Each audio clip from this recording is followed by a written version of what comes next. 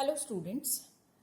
In previous lecture we have discussed about the HPLC instrumentation, and in that we have discussed about the sample injection system and columns. Hope that you understood everything about that. Now today we are going to discuss the next part of instrumentation, that is detectors in HPLC. So detectors are used to detect the separated components of the sample. So what happens? Already we have discussed that when sample is injected, it passes through the column, and in column it gets separated. When the eluent, or we can say that mobile phase, is passed through the column, at that time the components of sample will come out of the column one by one according to the distribution coefficient. So the species which get adsorbed or distributed on the stationary phase, or which shows more absorptivity on the stationary phase, that will come out later on, while which shows least affinity, that will come out first. So in this way separation is achieved. Generally in gas chromatography as well as in HPLC, the separated samples are simultaneously detected. That means as they come out of the column, immediately they are detected by using detectors. So whenever we are going to use the detectors should fulfill some conditions. So very first we'll discuss about the requirements for the detector. So very first requirement is that the detector must be sensitive, so that it should able to detect the trace amount of solute present in the sample. So it should able to detect the solute up to the 10 raised to minus 8 grams or even less. So sensitivity must be a very good.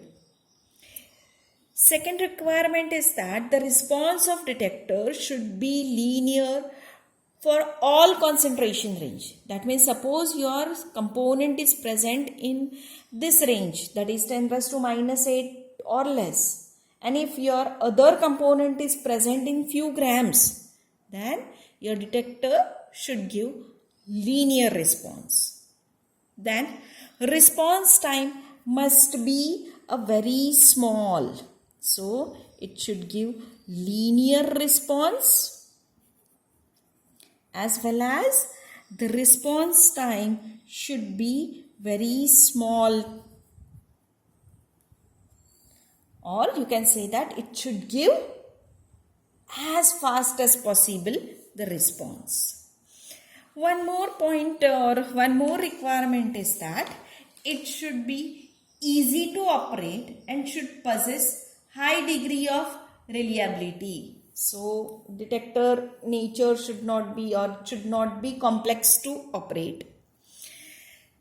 Then it should give a linear response for all types of sample. That means don't consider that your detector should give the response, or it should able to detect very good organic compounds only, or only inorganic compounds. The detector should not be such that it should able to detect all types of sample.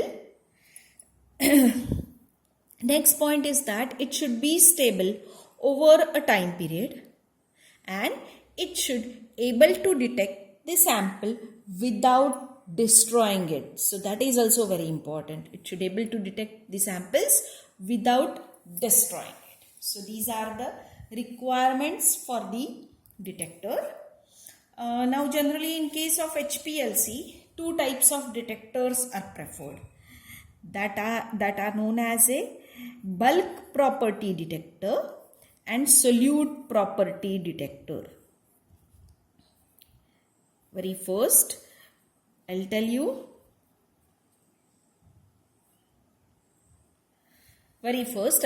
about the bulk property detector. It is also known as a physical property detector. So bulk property detector, as name indicates, bulk means present in a large amount. So this bulk property detector responds to the property of mobile phase, or you can say that it responds to property of the solvent which is used in HPLC. So such properties are refractive index, dielectric constant, or density is detected for the mobile phase. So these properties are changes due to presence of sample or due to presence of component of the sample. So change in property is proportional to the amount of component present. So that is a bulk property detector, also known as a physical property detector. Next detector is known as a solute property detector. Solute property detector, also known as a chemical property detector or electrochemical property detector. So solute property is a detector. As name indicates, it responds to the property of solute, that is property of component present. So it measures the properties such as absorbance, ultraviolet absorbance, fluorescence, which is not possessed by the mobile phase or which is not possessed by the solvent. So we are going to discuss the both types of detector. So very first we'll discuss about the solute property detector. So in that we are going to discuss the UV visible detector. So I'll show you the schematic diagram for that. The UV visible detector. So this is a schematic diagram for UV visible detector used in HPLC.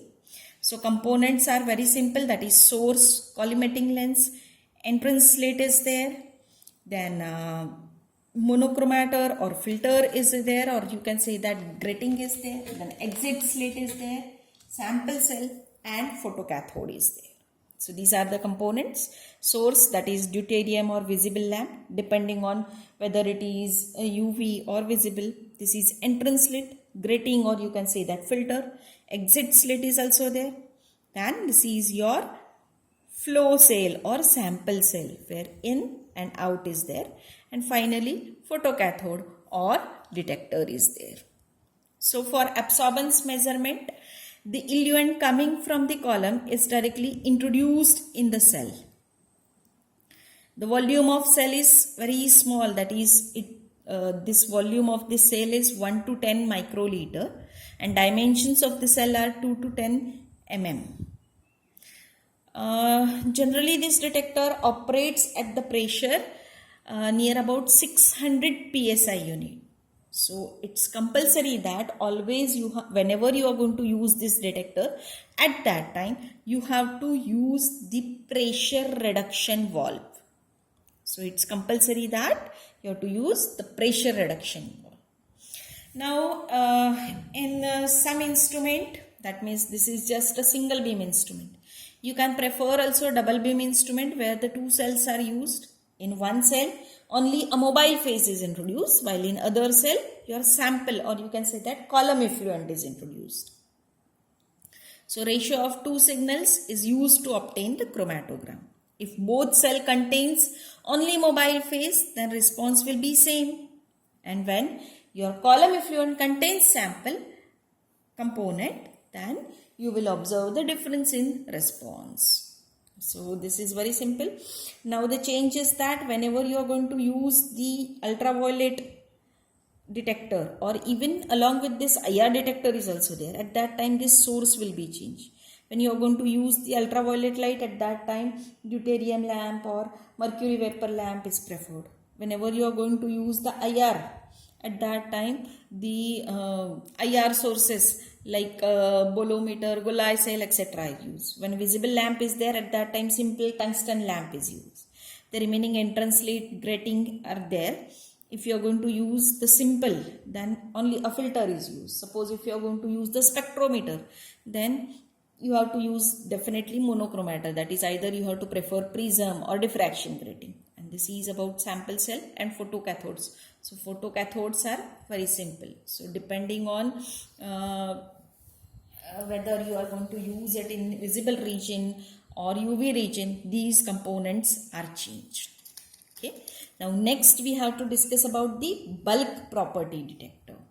Okay. So bulk property detector means which measures the property of solute. So I'll show you the next, that is bulk property detector, which is a refractive index detector. So this is a schematic diagram of refractive index detector.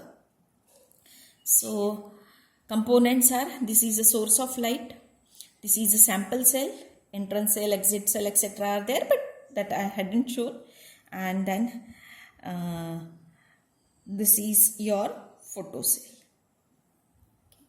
Now there is sample in, out, there is reference in, out is there. Okay. So how it works, that we'll discuss. So this detector consists of a sample and reference cell. So this is a sample and reference cell which is separated diagonally by a glass sheet. So you can see that it is separated diagonally by a glass sheet. When column effluent or your sample contains only a mobile phase or solvent, the difference in refractive index measured for two compartments will be 0 or it will be nil. When the column effluent, that is your sample in and out or sample compartment, contains the component of sample, it shows difference in refractive index, which is measured and recorded. So you can see these two different paths are shown over here.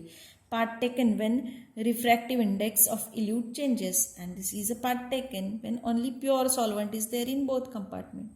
So this change in response will gives you the component present, amount of component present.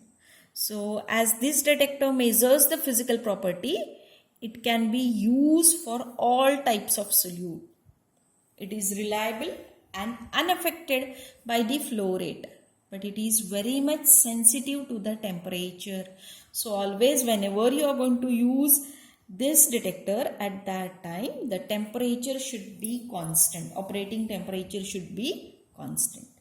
As well as when you are going to compare this with UV visible detector, this detector is less sensitive detector. So this is all about the detectors used in HPLC. Now next we have to discuss about the applications. Applications of HPLC. So applications, it is a versatile technique which is used for all types of sample. So for this technique, it was said that anything and everything under the sun can be analyzed by HPLC. So you can imagine how much this technique is versatile technique. So with proper choice and with the optimization of experimental conditions, you can separate, estimate, and you can say that identify a large number of chemically similar components of the sample. It is said that at a time, by using HPLC, you are able to detect 200 or even more than that components of sample at a time. But the condition is that for each and every component, identification becomes somewhat difficult. But at least you are able to detect them. So this is a very versatile technique. Now, by using this technique, the components of the sample can be detected in ppm level, okay, up to the ppm level, and nowadays even you are able to detect the samples up to the ppb level. So you can imagine this is a very sensitive technique. This technique has outstanding uses in pharmaceutical analysis. So for determination of drug or its metabolites in vivo as well as in vitro, this technique can be used. So this is considered as a workhorse for the pharmaceutical analysis or pharmaceutical industry. So in pharmaceutical industry, this technique is widely used. Okay. Along with this, in the field of biochemistry,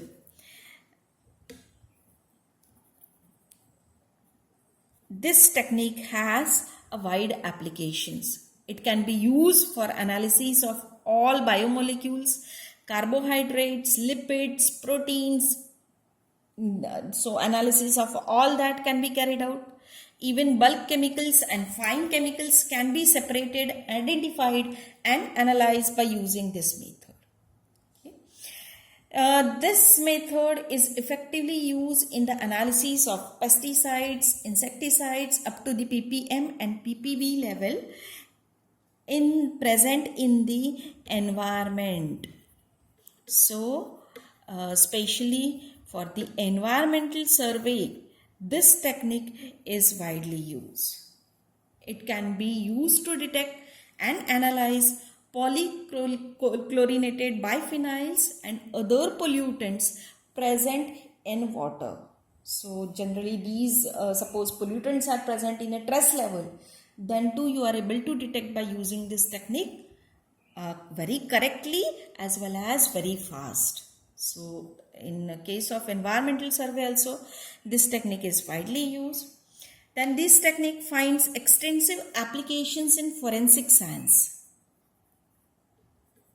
Forensic sciences, especially in the analysis of viscera, narcotics and related material, this technique is mainly used. In case of clinical trials at various level, this technique is used to detect the drugs and you can say that chemicals present in the body. So this technique is used as an analytical tool for the quantitative measurement in clinical trials. Okay. One more application, very important application of the HPLC is that this technique is combined with the other techniques or with the other tools to give more sensitive analysis like GC HPLC or HPLC ion exchange. So you can combine this with other techniques and you will get more and more better result. So this is all about the applications of HPLC, and with this we have completed this HPLC bit of the methods of separation. So just I'll take a quick review what we have discussed. We have in this HPLC topic, we have discussed about the introductory part of chromatography. Then we have discussed about the HPLC basic principle. Then we have started with the instrumentation. So in instrumentation, very first we have discussed about the schematic diagram for HPLC instrumentation.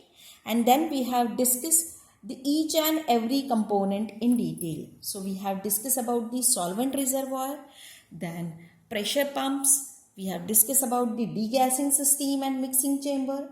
Then we have discussed about the pre-column. Then we have discussed about the sample injection system and column. Then we have discussed about the detectors and applications. So hence we have completed with this bit HPLC. I'll upload the notes for the same. Write down in your notebook within 8 days. After that, I'll give you assignment based on this. Thank you.